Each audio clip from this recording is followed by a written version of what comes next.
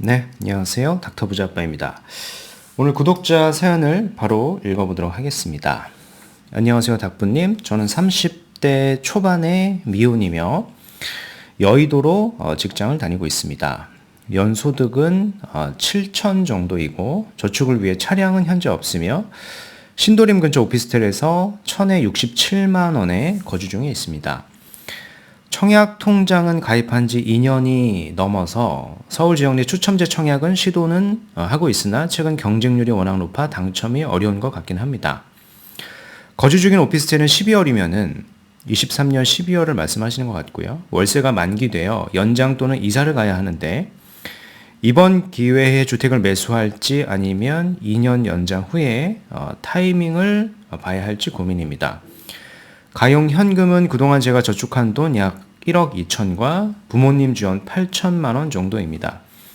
이 돈으로 안전하게 자산을 불리고 싶은데 고견 한번 부탁드립니다. 라고 이렇게 사연을 주셨고요. 30대 초반의 미혼이고 이제 여의도로 직장을 다니고 있고요. 뭐 결혼에 대한 언급이 없는 걸로 봐서는 당장 어떤 결혼의 계획이 있으신 것 같지는 않습니다. 그래서 현재 고민이신 거는 오피스텔이 지금 월세가 만기가 되는데 이걸 연장을 해야 되느냐 아니면은 지금 시점에 주택을 내가 거주하고 투자로 좀 봐야 되는 건 아니겠느냐 요런 이제 갈림길에 있는 것 같습니다. 뭐 청약에 대한 얘기도 이제 살짝 언급을 하셨는데 서울 지역 내 추첨대 청약이라고 하셨는데요. 지금 이제 서울의 이제 분양가를 보면은 최근에 나와 있는 분양가를 보면 25평도 한 9억에서 10억씩 하고요. 이 33평도 한 11억에서 한 12억 정도씩 합니다. 사실 청약이 뭐 당첨이 되기도 어려운데 당첨이 된다라고 하더라도 사실 주택 가격을 우리가 이제 마련을 해서 들어가서 사는 것은 쉽지는 않습니다.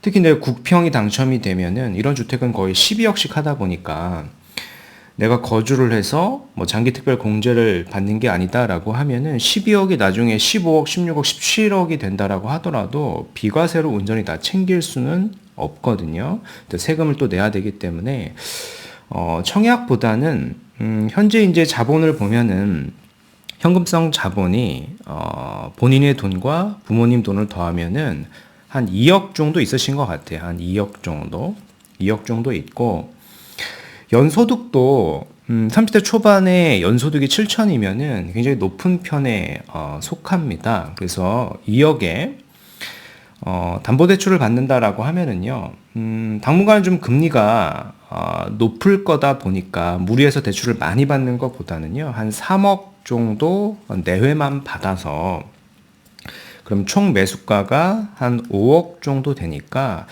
요런 주택을 거주하고 투자로 취득을 했다가 연소득이 좀 높다 보니까요. 이 5억의 주택에 계속 거주하는 것보다는 제 생각은 한 2년에서 뭐 길면은 4년 정도 거주를 했을 때 해당 주택이 사실은 뭐 전고점도 회복이 될 거고 제가 말씀드리는 지역 자체가 정비 사업을 추진 중인 구역이니까 시세가 더 많이 올라갈 수도 있거든요.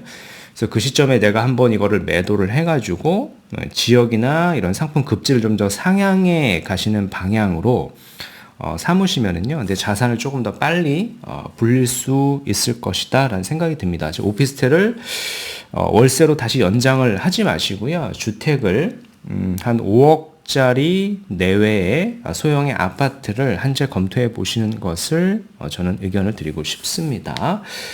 뒤에 뭐 기사들 하고요, 지도들을 좀 제가 보여드리면서 지역을 한번 예시 들어 드리도록 하겠습니다. 최근에 뭐 이런 기사들을 좀 많이 보셨을 겁니다. 주택 착공이 반토막이 났고요, 인허가 물량도 뭐 30% 이상 감소를 했습니다. 그래서 공급난이 지금 커지고 있습니다.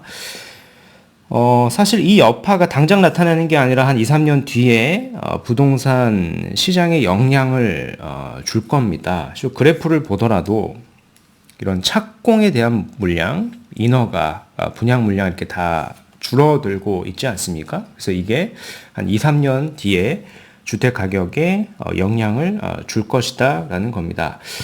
그렇다 보니까 이제 9월 26일에 뭐 일명 926 공급 대책이라고 하는 것을 이제 발표를 했는데, 뭐 저도 이제 이 원문을 봤지만은 뭐 실제로 시장에서 평가하는 거, 전문가들이 평가하는 거는 당장 단기 공급 공백을 이미 지금 인허가 물량이 급감한 것을 해결을 할 수는 없고요.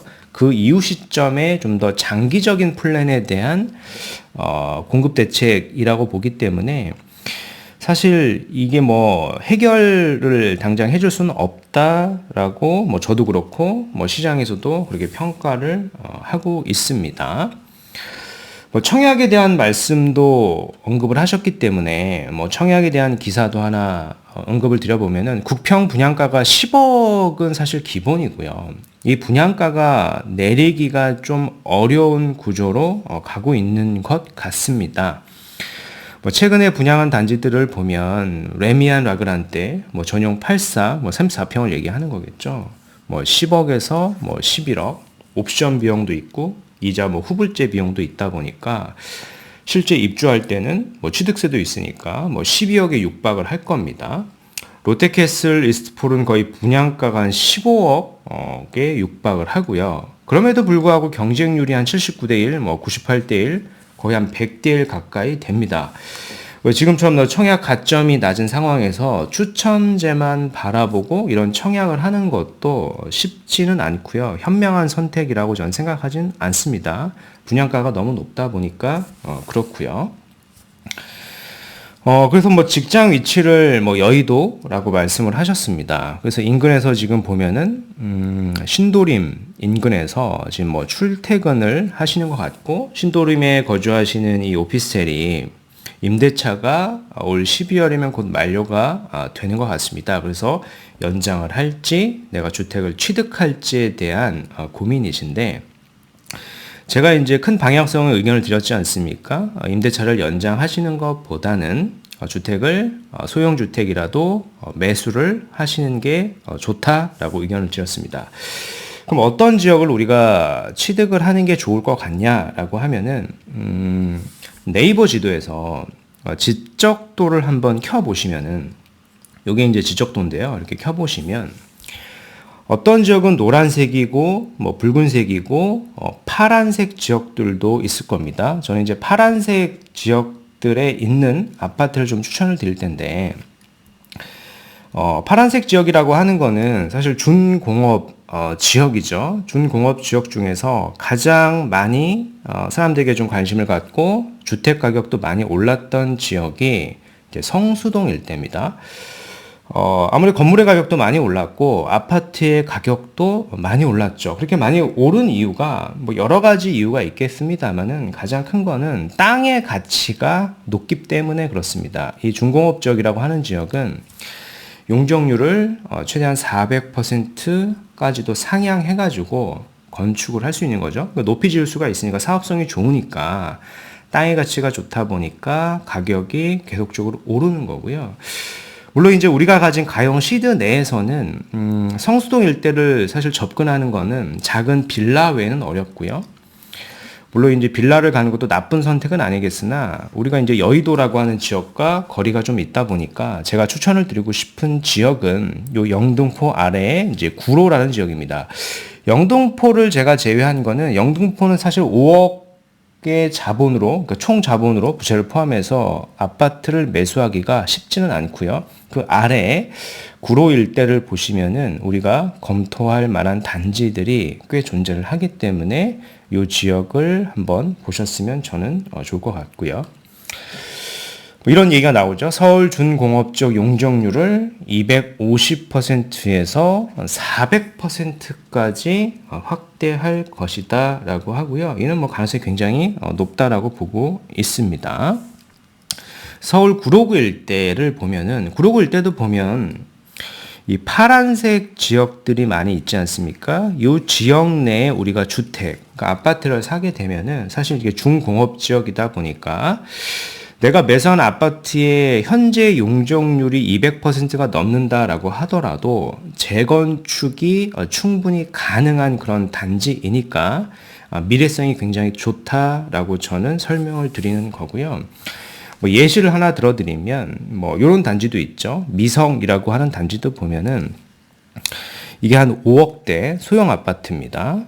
공급 면적이 한 50제곱미터 정도 되는 소형 아파트인데 이 아파트의 이제 전고점이 한 7억 3천까지 갔다가 최근에 한 5억 초반 정도 하지 않습니까? 매물로 나와 있는 거는 한 5억 2천 정도이고, 그래서 이 가격이 사실은 전 고점 대비 하나도 시세가 오르지를 않았기 때문에 저는 추천을 드린 거고요.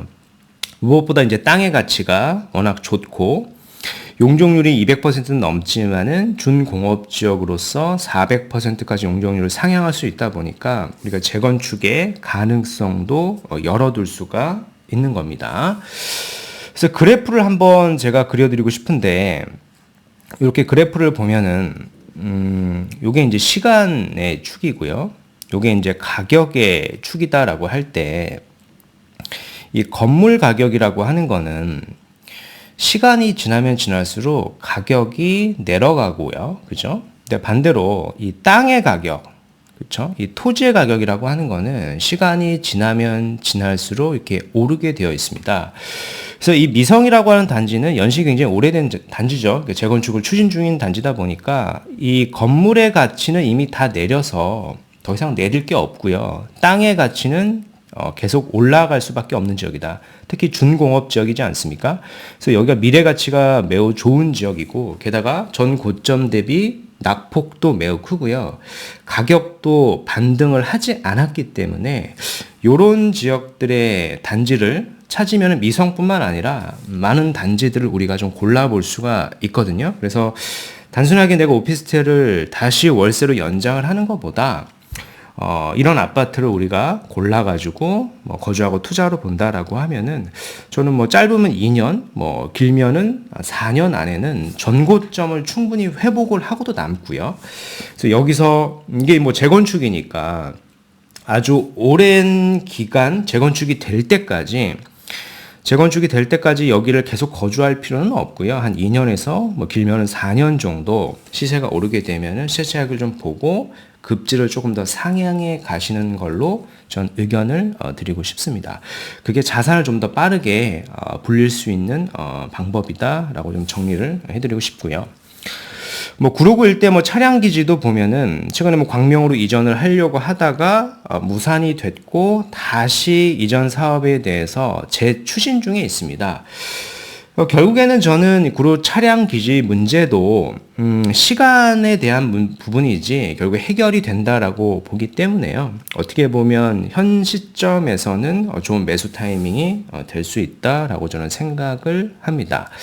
그래서 오늘 말씀드리는 내용을 좀 정리를 해드리면요. 30대 초반의 미혼 직장인 분께서 이제 사연 주신 거예요.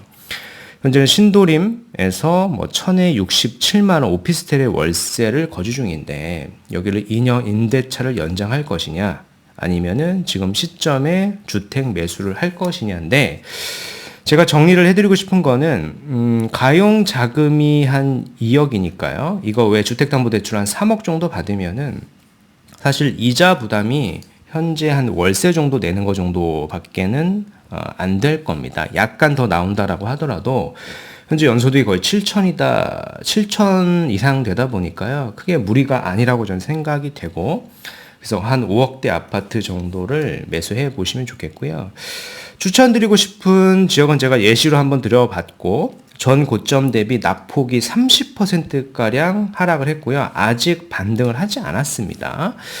정비사업 추진 중이고 땅의 가치 또한 매우 높죠. 그래서 여기서 한 2, 4년 내에 거주하고 투자를 해서 시세 차익을 뭐 적게는 2억, 많게는 뭐 3억 그 이상을 본 다음에 좀 더 급지를 상향해서 가셨으면 좋겠습니다.